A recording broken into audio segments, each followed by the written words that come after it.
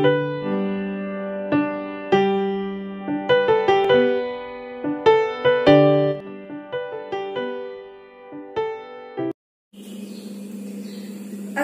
আলাইকুম প্রিয় শিক্ষার্থী বন্ধুরা, কেমন আছো?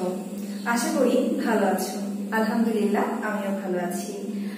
আবারও তোমাদের সবাইকে স্বাগতম জানিয়ে অনলাইন ক্লাসটি শুরু করছি। তো প্রিয় শিক্ষার্থী বন্ধুরা, তোমাদের হাতের কাছে তোমাদের বাংলা ব্যাকরণ ও নির্মিতি বইটি নিয়ে নাও, সাথে একটি খাতা কলম নিয়ে নাও, যেন প্রয়োজনীয় তথ্যগুলো সুন্দরভাবে লিখে রাখতে পারো। তাহলে চলো নতুন পাঠে যাওয়ার আগে পূর্ব পাঠটি একটু যাচাই করে নিই। তোমাদের পূর্ব পাঠে ছিল লখার 21। চলো তাহলে অতিরিক্ত সৃজনশীল প্রশ্নগুলোতে একটু চলে যাই।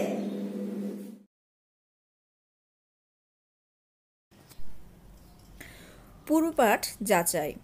এখন একটু খেয়াল করো যে তোমাদের গত ক্লাসে আবু বকর সিদ্দিক রচিত লখার 21 গল্পটি অতিরিক্ত সৃজনশীল প্রশ্ন পড়ানো হয়েছিল।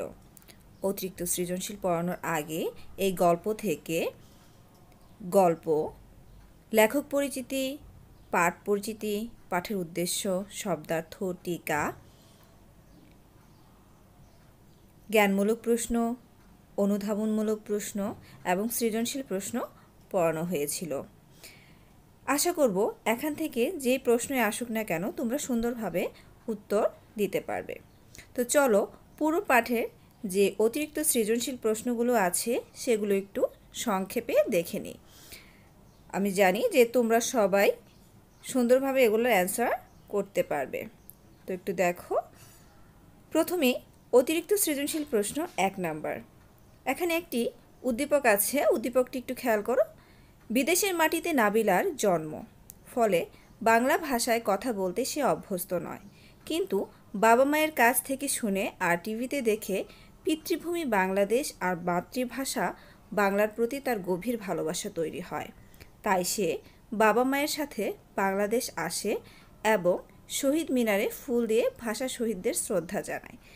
এখানে দেখা যায় যে নাবিলা বিদেশের মাটিতে থেকেও তার পিতৃভূমি বাংলাদেশ আর বাংলা ভাষার প্রতি তার গভীর শ্রদ্ধা প্রকাশ পেয়েছে।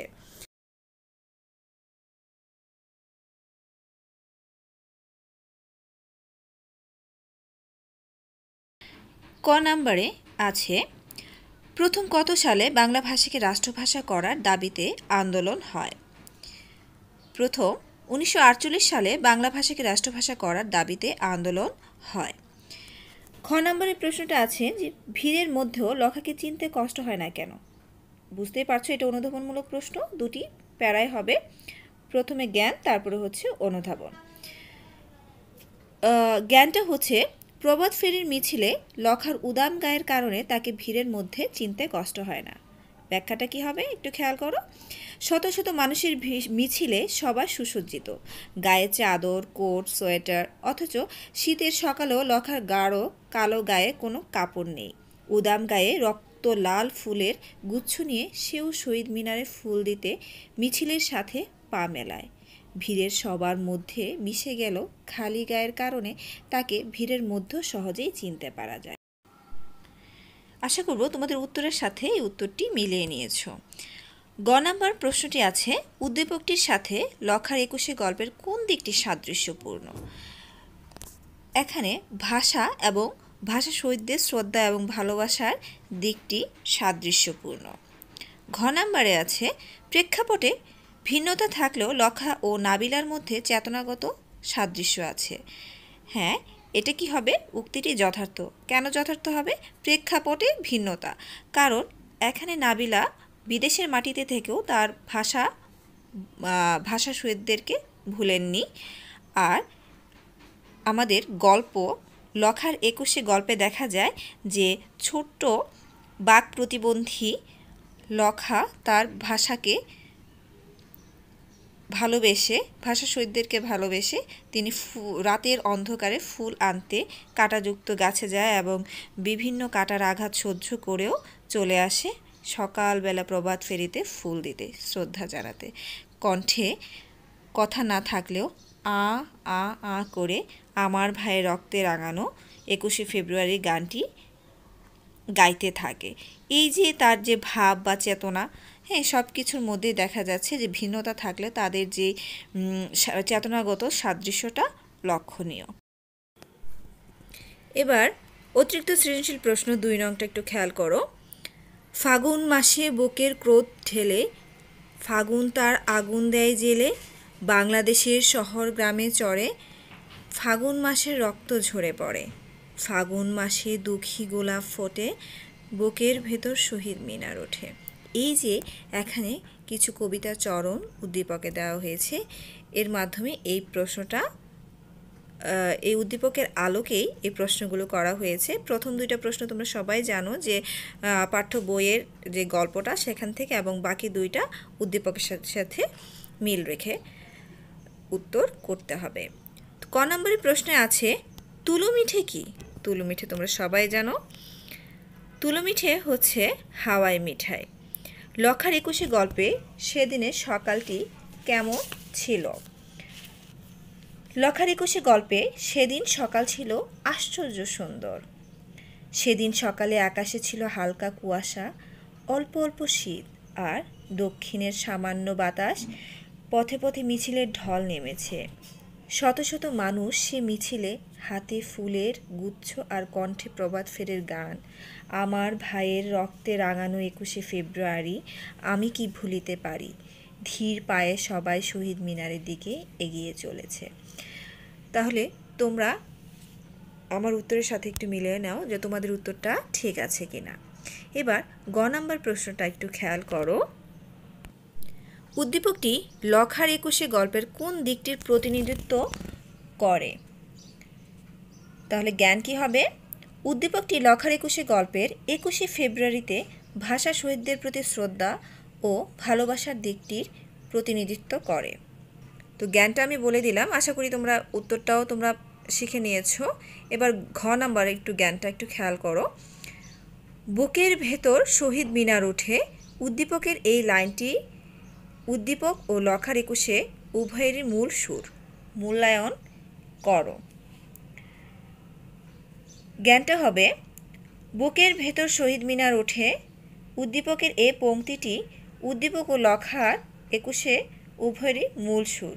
মন্তব্যটি যথার্থ। কেন যথার্থ হয়েছে? কারণ মাতৃভাষা ও জাতীয় জীবনকে এক স্বতন্ত্র মর্যাদায় প্রতিষ্ঠিত করার জন্য 1952 সালের 21শে ফেব্রুয়ারি বাংলা মায়ের দামাল ছেলেরা নিজেদের প্রাণ উৎসর্গ করেছিলেন। 21শে ফেব্রুয়ারি তারিখটি তাই বাংলাদেশের সব মানুষের চেতনায় এক স্বতন্ত্র অভিধা লাভ করেছে। তো প্রিয় শিক্ষার্থী বন্ধুরা, আশা করি তোমরা এই অতিরিক্ত সৃজনশীল প্রশ্ন 1 এবং 2 এর উত্তরগুলো সুন্দরভাবে দিতে পেরেছ। আর আশা করব এখান থেকে যে প্রশ্নই আসুক না কেন তোমরা উত্তরগুলো করতে পারবে। নতুন পাঠে যাওয়ার আগে একটা প্রশ্ন করছি, দেখি তোমরা বলতে পারো কিনা। মানুষের মুখ নিঃসৃত অর্থবোধক আওয়াজকে কি বলে? ধ্বনি বলে। ধ্বনি হচ্ছে ভাষার একক। আর এর আগের ক্লাসে তোমরা পড়েছো যে ধ্বনিকে কয় ভাগে ভাগ করা হয়? 2 ভাগে ভাগ করা হয়, স্বরধ্বনি আর ব্যঞ্জন ধ্বনি। তোমরা স্বরধ্বনি ব্যঞ্জন ধ্বনি সম্পর্কে এর আগে বিস্তারিত সব জেনে ফেলেছো। এখন আজকে যে তোমাদের মূল বিষয়টি হচ্ছে সেটি হচ্ছে ব্যঞ্জন ধ্বনির উচ্চারণের স্থান ও বৈশিষ্ট্য। তাহলে এই ক্লাসটির আগে তোমরা একটু শিখন ফলটা একটু জেনে নাও। আজকে তোমরা কি কি শিখতে পারবে? শিখন ফল হচ্ছে ব্যঞ্জন ধ্বনির শ্রেণীবিভাগ সম্পর্কে বলতে পারবে, ব্যঞ্জন ধ্বনির উচ্চারণের স্থান সম্পর্কে বলতে পারবে, ঘোষ ও অঘোষ ধ্বনি সম্পর্কে ব্যাখ্যা করতে পারবে, অল্পপ্রাণ ও মহাপ্রাণ ব্যঞ্জন ধ্বনি সম্পর্কে ব্যাখ্যা করতে পারবে। তাহলে চলো আমরা বিস্তারিত ব্যঞ্জন ধ্বনির উচ্চারণ স্থান এবং বৈশিষ্ট্য সম্পর্কে জেনে নিই। প্রিয় শিক্ষার্থী বন্ধুরা, চলো এবার আজকের বিষয়ে চলে যাই। আজকের বিষয় হচ্ছে ব্যঞ্জন ধ্বনির উচ্চারণ স্থান ও বৈশিষ্ট্য। ব্যঞ্জন ধ্বনির উচ্চারণ স্থান ও বৈশিষ্ট্য পড়ানোর আগে ব্যঞ্জন ধ্বনির শ্রেণীবিভাগ ও উচ্চারণের বৈশিষ্ট্য সম্পর্কে একটু জেনে নাও। উচ্চারণের বৈশিষ্ট্য অনুসারে ব্যঞ্জন ধ্বনিকে কয় ভাগে ভাগ করা হয়েছে? তোমরা সবাই জানো যে 3 ভাগে ভাগ করা হয়েছে। স্পর্শধ্বনি, অন্তঃস্থধ্বনি এবং ঊষ্মধ্বনি। স্পর্শধ্বনি কোনগুলো এবং কাকে বলে একটু খেয়াল করো যে যেসব ব্যঞ্জন ধ্বনির উচ্চারণে জিভ, মুখের ভেতরের কণ্ঠ, তালু, মূর্ধা, দন্ত, ওষ্ঠ প্রভৃতি কোনো না কোনো স্থান স্পর্শ করে উচ্চারিত হয় তাদেরকে স্পর্শধ্বনি বলে। ক থেকে ম পর্যন্ত কেমন? ক, খ, গ, ঘ, ঙ, চ, ছ, জ, ঝ, ঞ এভাবে ম পর্যন্ত মোট 25টি ধ্বনিকে স্পর্শধ্বনি বলা হয়। এই স্পর্শধ্বনি 5 রকমের হতে পারে, যেমন কণ্ঠ ব্যঞ্জন, তালব্য ব্যঞ্জন, মূর্ধন্য ব্যঞ্জন, দন্ত ব্যঞ্জন ও ওষ্ঠ ব্যঞ্জন। তাহলে তোমরা একটু খেয়াল করো, এখানে কিছু প্রশ্ন আসতে পারে যে ক থেকে ম পর্যন্ত এই 25টি ধ্বনিকে কি ধ্বনি বলা হয়? স্পর্শধ্বনি। আবার এভাবে আসতে পারে, স্পর্শধ্বনি কয় রকমের হতে পারে? 5 রকমের হতে পারে। এবং এগুলোর নাম কি কি? কণ্ঠব্যঞ্জন, তালব্য ব্যঞ্জন, মূর্ধন্য ব্যঞ্জন, দন্ত ব্যঞ্জন ও ওষ্ঠ ব্যঞ্জন। এগুলো একটু খেয়াল রাখবে, কারণ এখান থেকে তোমাদের বহু নির্বাচনী প্রশ্ন আসতে পারে। এবার খ নাম্বার অন্তঃস্থ ধ্বনিগুলো একটু খেয়াল করো। অন্তঃস্থীয় জ, অন্তঃস্থীয় বয়শূন্য র, ল এবং অন্তঃস্থ ব। এই ধ্বনিগুলোর অবস্থান স্পর্শধ্বনি ও ঊষ্মধ্বনির মাঝামাঝি বলে এদেরকে অন্তঃস্থ ধ্বনি বলে। তাহলে খেয়াল রাখবে, এই যে এখানে 5টি ধ্বনি রয়েছে, এই ধ্বনিগুলোকে দেখলেই যেন তোমরা বুঝতে পারো যে এগুলো অন্তঃস্থ ধ্বনি। এবার গ নাম্বার একটু খেয়াল করো, ঊষ্মধ্বনি। যেসব ব্যঞ্জন ধ্বনির উচ্চারণে ধ্বনিগুলোর রেশ টেনে রাখা যায় তাদেরকে ঊষ্মধ্বনি বলে। তালব্যস্ব, মূর্ধন্যস্ব, দন্তস্ব, হ ঊষ্মধ্বনি। এখানে আবার একটু খেয়াল করো যে 3টি ধ্বনি রয়েছে, তালব্যস্ব, মূর্ধন্যস্ব, দন্তস্ব। এই 3টি ধ্বনিকে আবার শীর্ষ ধ্বনিও বলা হয়। তোমাদের প্রশ্ন এভাবেও আসতে পারে যে শীর্ষ ধ্বনিগুলোর নাম লিখো, অথবা শীর্ষ ধ্বনিগুলো কি কি, অথবা 3টি শীর্ষ ধ্বনি রয়েছে, শীর্ষ ধ্বনিগুলো কি কি? কারণ শীষ দেওয়ার সঙ্গে এ ধ্বনিগুলো সাদৃশ্য রয়েছে। দেখো, এক উচ্চারণ করো আমার সাথে সাথে, তালব্যস্ব, মূর্ধন্যস্ব, দন্তস্ব। কেমন একটা সাউন্ড আসছে, যেমন শীষ দেওয়ার মতো একটা সাউন্ড উচ্চারিত হচ্ছে, এই কারণে এগুলোকে শীষ ধ্বনি বলা হয়। এবার একটু খেয়াল করো, উচ্চারণ স্থান অনুসারে স্পর্শধ্বনির 5টি বিভাগ রয়েছে। এর আগেও আমি স্পর্শধ্বনি যখন বলেছি তখন 5 রকমের বলেছি, এখানে বিভাগের কথা বলা হয়েছে। কিভাবে একটু খেয়াল করো যে মূলত কণ্ঠ, তালু, মূর্ধা, দাঁত ও ঠোঁট এই 5টি উচ্চারণ স্থানের জন্য স্পর্শ ধ্বনিগুলোকে 5টি শ্রেণীতে ভাগ করা হয়। এই বিভাগগুলোকে বর্গ বলে। প্রথম ধ্বনির নাম অনুসারে বর্গের নাম নির্দেশ করা হয়। তাহলে এখানে আমরা জানি যে ক, খ, গ, ঘ, ঙ একে ক বর্গ বলা হয়। যেহেতু ক হচ্ছে প্রথম বর্ণ বা ধ্বনি, সেজন্য ককে প্রথমে ক বর্গ বলা হয়। ঠিক একইভাবে চ বর্গ, ট বর্গ, ত বর্গ এবং প বর্গ, এই মোট 25টি ধ্বনিকে নামকরণ করা হয়েছে, আর এগুলোই হচ্ছে স্পর্শ ধ্বনি। প্রিয় শিক্ষার্থীরা, ব্যঞ্জনবর্ণ উচ্চারণের সময় আমাদের কিছু বাক প্রত্যঙ্গের প্রয়োজন হয়, বা এদেরকে কি বাকযন্ত্র বলা হয়ে থাকে। এই যন্ত্রের মাধ্যমে আমরা কিন্তু আমাদের ধ্বনিগুলোকে সুন্দরভাবে, সাবলীলভাবে উচ্চারণ করতে পারি। এখানে একটার ঘাটতি হলেই এই ধ্বনিগুলো সুন্দরভাবে আমরা উচ্চারণ করতে পারবো না।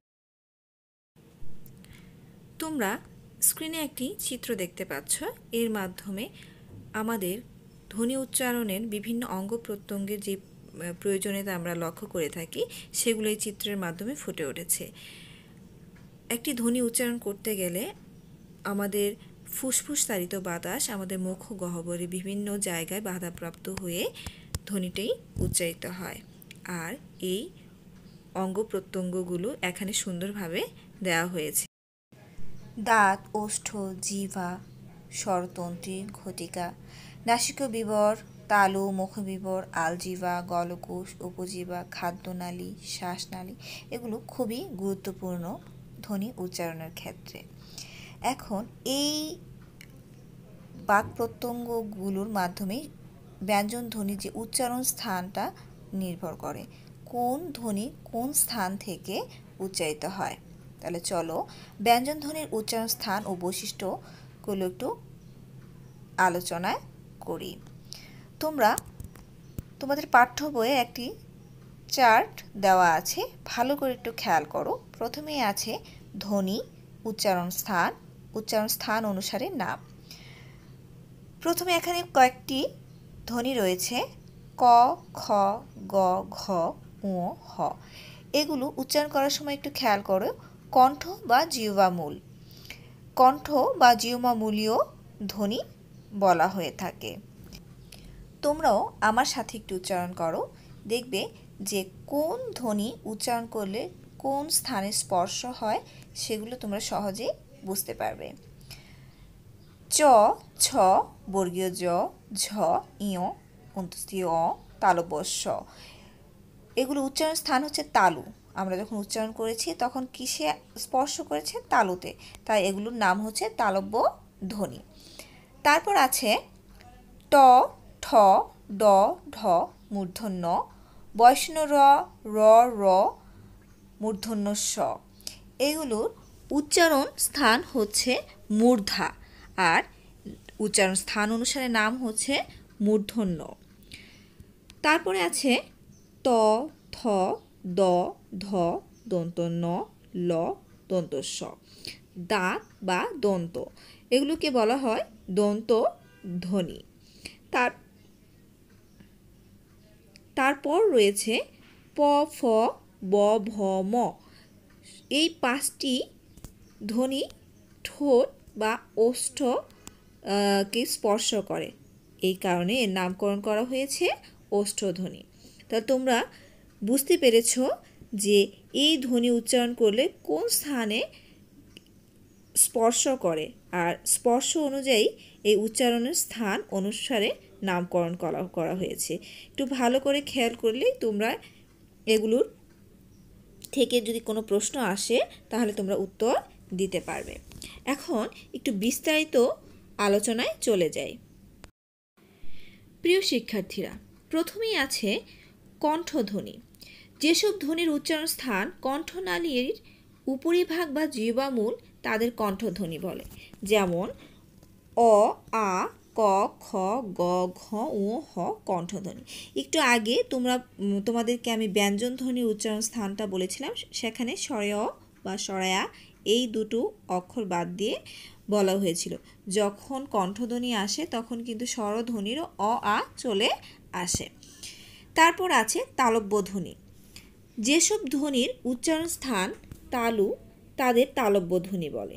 যেমন রস্বই দীর্ঘই চ, ছ, জ, ঝ, ইয়, অ, তালব্য স, এগুলো হচ্ছে তালব্য ধ্বনি।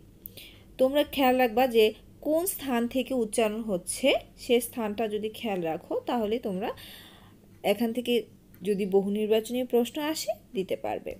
এরপর আছে মূর্ধন্য ধ্বনি। যেসব ধ্বনির উচ্চারণ স্থান মূর্ধা বা তালুর অগ্রভাগ তাদের মূর্ধন্য ধ্বনি বলে। দেখো তোমরা একটু খেয়াল করো যে যখন তোমরা এই ধ্বনিগুলো উচ্চারণ করবে তখন তোমাদের জিহ্বাটা এই তালুর অগ্রভাগে চলে আসবে।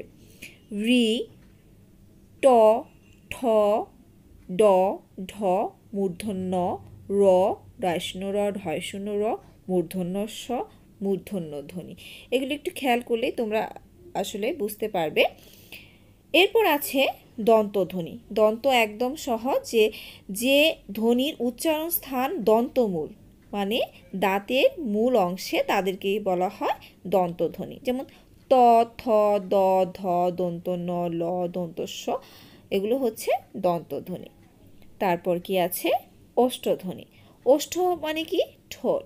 এই ঠোঁট দ্বারা স্পর্শ করা যেই ধ্বনিগুলো আছে সেগুলোই হচ্ছে ওষ্ঠধ্বনি। তোমাদের বইয়ের ব্যাখ্যাটা কি আছে? যেসব ধ্বনির উচ্চারণ স্থান ওষ্ঠ তাদের ওষ্ঠধ্বনি বলে। যেমন রস্যু দীর্ঘ প ফ ব ভ ম হচ্ছে ওষ্ঠধ্বনি। তারপর আছে কণ্ঠ তালব্য ধ্বনি। এখন কণ্ঠ তালব্য বলতে কণ্ঠ এবং তালুর যে সংমিশ্রণে যে ধ্বনিগুলো উচ্চারিত হয় সেগুলি হচ্ছে কণ্ঠ তালব্য। যেসব ধ্বনির উচ্চারণ স্থান কণ্ঠ এবং তালু উভয়ই তাদেরকে কণ্ঠ তালব্য ধ্বনি বলে। যেমন এ ওই কণ্ঠ তালব্য ধ্বনি। একটু খেয়াল করো, কণ্ঠ তালব্য আসলে এ ওই হয়ে যাবে, স্বরধ্বনির এ ওই। এরপর আছে কণ্ঠস্থ ধ্বনি, কণ্ঠর সাথে ঠোঁট বা ওষ্ঠ সম্পর্কিত।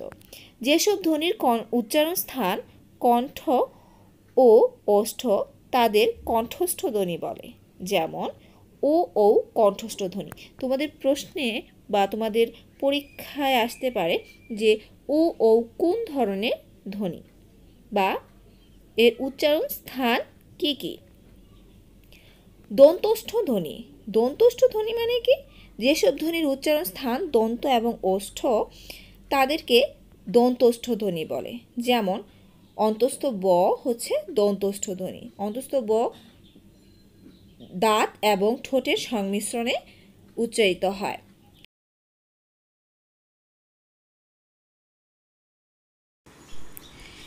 এরপর আছে স্পৃষ্ট ধ্বনি। মুখের মধ্যে ফুসফুস থেকে আসা বাতাস মুহূর্তের জন্যে সম্পূর্ণ রুদ্ধ বা বন্ধ হওয়ার পর অকস্মাৎ মুখ দিয়ে বেরিয়ে গিয়ে যে সমস্ত ধ্বনি উচ্চারিত হয় সে ধ্বনিগুলোকে স্পৃষ্ট ধ্বনি বলে। এখানে একটু খেয়াল করো, ক বর্গ এবং প বর্গের প্রথম, দ্বিতীয়, তৃতীয় ও চতুর্থ ধ্বনিগুলোর উচ্চারণকালে মুখ বিবরের বিশেষ স্থান স্পৃষ্ট হয় বলে এগুলিকে স্পৃষ্ট ধ্বনি বলে। যেমন ক বর্গর ক খ গ ঘ, প বর্গ প ফ ব ভ। ঘৃষ্ট ধ্বনি চ ছ বর্গীয় জ ঝ, এই ধ্বনিগুলোর উচ্চারণকালে জিহ্বা বা তালুর স্পর্শের পরই উভয়ের মধ্যে বায়ুর ঘর্ষণজাত ধ্বনি সৃষ্টি হয় বলে এগুলোকে ঘৃষ্ট ধ্বনি বলে। এই ধ্বনিগুলো উচ্চারণের সময় বাতাস প্রথমে স্পৃষ্ট ধ্বনির মতো মুখের মধ্যে সম্পূর্ণ রুদ্ধ হয়, কিন্তু দ্রুত বের না হয়ে কিছুটা বিলম্বে ঘর্ষণ ধ্বনি তৈরি করে বের হয়, তাই এগুলোকে ঘৃষ্ট ধ্বনি বলে। এবার নাসিক্য বা অনুনাসিক ধ্বনি ও ই ও মূর্ধন্য দন্তন্য ম, এগুলোর উচ্চারণকালে মুখবিবরের বাতাস নাক দিয়ে বের হয় বলে এগুলোকে নাসিক্য বা অনুনাসিক ধ্বনি বলে। যেসব ব্যঞ্জন উচ্চারণের সময় বাতাস কেবলমাত্র নাক দিয়ে বের হয় সেগুলোকে নাসিক্য ব্যঞ্জন ধ্বনি বলে। স্বরতন্ত্রের অবস্থা ভেদে ব্যঞ্জন ধ্বনিকে আবার দুই ভাগে ভাগ করা হয়েছে। একটি হচ্ছে অঘোষ ধ্বনি আর একটি হচ্ছে ঘোষ ধ্বনি। আমরা জানি যে আমাদের গলার মধ্যে একটি বাক প্রত্যঙ্গ আছে, একে বলে স্বরযন্ত্র। স্বরযন্ত্রের মাঝখানে স্বররন্ধ্র ও স্বরতন্ত্র নামে আরও দুটি প্রত্যঙ্গ আছে। স্বরতন্ত্রের মাঝখানে দিয়ে ফুসফুসে বাতাস আসে যায়, তখন কিছু সংখ্যক ধ্বনি উচ্চারণে স্বরতন্ত্রের মধ্যে কম্পন সৃষ্টি হয়, আবার কিছু সংখ্যক ধ্বনি উচ্চারণে স্বরতন্ত্রের মধ্যে কম্পন সৃষ্টি হয় না। স্বরতন্ত্রের এই দুরকম অবস্থার উপর নির্ভর করে এই ব্যঞ্জন ধ্বনিগুলোকে দুভাগে ভাগ করা হয়। অঘোষ ধ্বনি। যেসব ধ্বনি বা বাগধ্বনি উচ্চারণের সময় স্বরতন্ত্র কম্পিত হয় না সেগুলোকে অঘোষ ব্যঞ্জন বলে। যেমন ক খ চ ছ ত থ প ফ।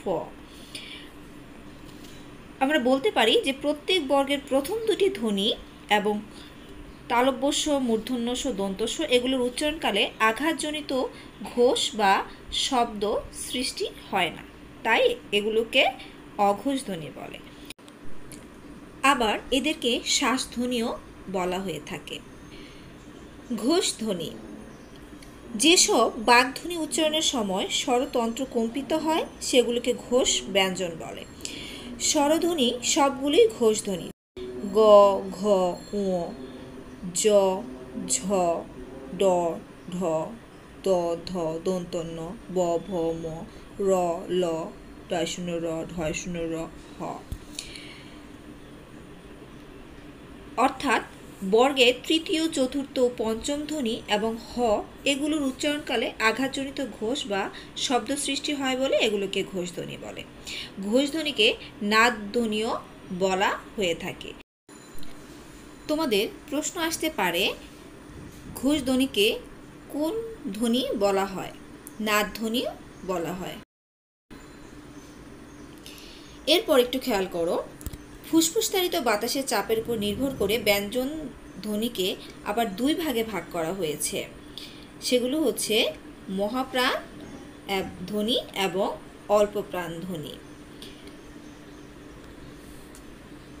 মুখ দিয়ে ফুসফুসতাড়িত বাতাস বের হওয়ার সময় বা ফুসফুসতাড়িত বাতাসের চাপের তারতম্যের উপর নির্ভর করে ব্যঞ্জন ধ্বনিকে দুই ভাগে ভাগ করা হয়েছে। তাহলে একটু তোমাদের বইয়ের মধ্যে একটু খেয়াল করো যে প্রথমে আছে অল্পপ্রাণ ধ্বনি। প্রত্যেক বর্গের প্রথম, তৃতীয় ও পঞ্চম ধ্বনির উচ্চারণ কালে বাতাসের চাপের স্বল্পতা থাকে বলে এদের অল্পপ্রাণ ধ্বনি বলে। যেমন ক, গ, ঙ, চ, বর্গীয় জ, ঞ ইত্যাদি। তাহলে বলতে পারি যে ধ্বনি উচ্চারণের সময় ফুসফুস থেকে কম পরিমাণে বাতাস নির্গত হয় এবং মুখের কাঠিন্য তুলনামূলকভাবে কম থাকে সেগুলোকে অল্পপ্রাণ ধ্বনি বলে।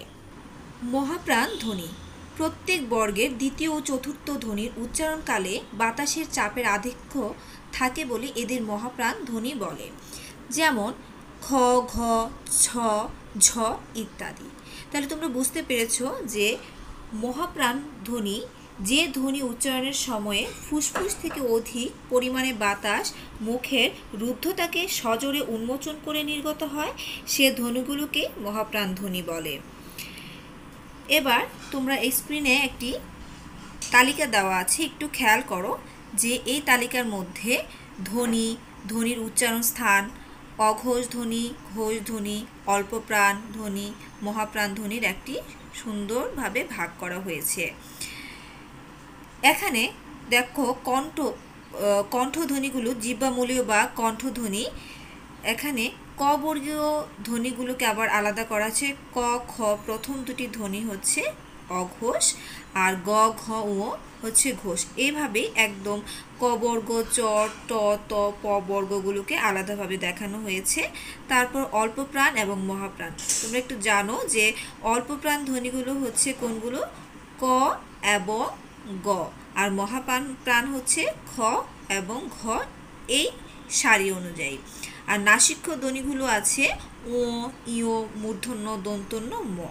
তাহলে তোমরা সহজেই বুঝতে পেরেছো আশা করব যে তোমরা এই চারটার মাধ্যমে যে ধ্বনিগুলোকে কিভাবে আলাদা করা হয়েছে। এবং এখান থেকে যদি তোমাদের প্রশ্ন আসে যে কোনগুলো ঘোষ ধ্বনি, কোনগুলো অঘোষ ধ্বনি, অথবা উচ্চারণ স্থান, অথবা অল্পপ্রাণ ধ্বনি এবং মহাপ্রাণ ধ্বনি, তোমরা সহজে উত্তর করতে পারবে। আর তোমাদের বইয়ের মধ্যে একটি তালিকা আছে যে অঘোষ এবং ঘোষ ধ্বনির ধ্বনি প্রকৃতি, অল্পপ্রাণ ধ্বনি এবং মহাপ্রাণ ধ্বনি। এখান থেকেও তোমরা তোমাদের প্রয়োজনীয় তথ্যগুলো সুন্দরভাবে নিতে পারবে। এবার রয়েছে পরাশ্রয় ধ্বনি। পরাশ্রয় ধ্বনি আসলে কোনগুলো? ব্যঞ্জন ধ্বনিতে কিছু ধ্বনি আছে, এখানে একটু খেয়াল করো যে অনুস্বার, বিসর্গ এবং চন্দ্রবিন্দু। এই ধ্বনি তিনটি স্বতন্ত্রভাবে উচ্চারিত হতে পারে না বলে এগুলোকে পরাশ্রয় ধ্বনি বলে। এদের অযোগবহ ধ্বনিও বলে। তাহলে এদের আসতে পারে যে পরাশ্রয় ধ্বনিগুলোর আরেক নাম কি, অথবা যে পরাশ্রয় ধ্বনিগুলো নিজে নিজে কি স্বতন্ত্রভাবে উচ্চারিত হতে পারে না, এগুলো উচ্চারণের সময় অন্য ধ্বনির সাহায্য প্রয়োজন হয়, তাই এগুলোকে পরাশ্রয় ধ্বনি বলে। তো প্রিয় শিক্ষার্থীরা, আমি আশা করব যে তোমরা সবাই এই ব্যঞ্জন ধ্বনির উচ্চারণ এবং বৈশিষ্ট্য সম্পর্কে ভালোভাবে বুঝতে পেরেছো এবং এখান থেকে যেই প্রশ্নই আসুক না কেন তোমরা সুন্দরভাবে অ্যান্সার করতে পারবে। প্রিয় শিক্ষার্থীরা, এখন আমি ক্লাসের শেষ পর্যায়ে চলে এসেছি পাঠ মূল্যায়নে। তোমরা এতক্ষণ ক্লাসটি মনোযোগ সহকারে দেখেছো। এখান থেকে কিছু আমি প্রশ্ন করছি, আমি আশা করছি সবাই উত্তর দিতে পারবে। 1 নম্বরে আছে, উচ্চারণের বৈশিষ্ট্য অনুসারে ব্যঞ্জন ধ্বনিকে প্রধানত কয় ভাগে ভাগ করা হয়? 5 ভাগে ভাগ করা হয়। শীর্ষ ধ্বনি কয়টি ও কি কি? শীর্ষ ধ্বনি হচ্ছে 3টি। কি কি? তালব্যস্য, মূর্ধন্যস্য এবং দন্তস্য।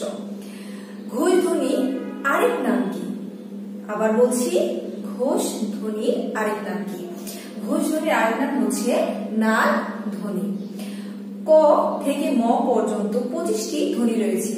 এই ধ্বনিগুলোকে কি ধ্বনি বলা হয়? এই ধ্বনিগুলোকে স্পর্শ ধ্বনি বলা হয়। অনুনাসিক ধ্বনিগুলো কি কি? অনুনাসিক ধ্বনিগুলো হচ্ছে ও, ইয়, মূর্ধন্য, দন্তন্য, ম। আশা করি তোমরা সবাই উত্তরগুলো সঠিকভাবে সুন্দরভাবে দিয়েছো। তো প্রিয় শিক্ষার্থীরা, ঝটপট তোমাদের ডায়েরিটা বের করে ফেলো এবং বাড়ির কাজটি লিখে নাও। আজকে বাড়ির কাজ নাম্বার হচ্ছে 20, ব্যঞ্জন ধ্বনির উচ্চারণ স্থান ও বৈশিষ্ট্য লেখা। তোমরা সুন্দরভাবে তোমাদের বাড়ির কাজের খাতায় লিখে তোমাদের স্ব শিক্ষকের কাছে পাঠিয়ে দিবে। আর যদি কোনো প্রশ্ন থাকে অবশ্যই তোমাদের পরবর্তী ক্লাসে তোমরা জিজ্ঞেস করবে, যেগুলো সমাধান করে দিতে পারি। তাহলে আজকে এই পর্যন্তই। তোমরা ভালো থেকো, সুস্থ থেকো, নিরাপদে থেকো। দোয়া রইল। আল্লাহ হাফেজ।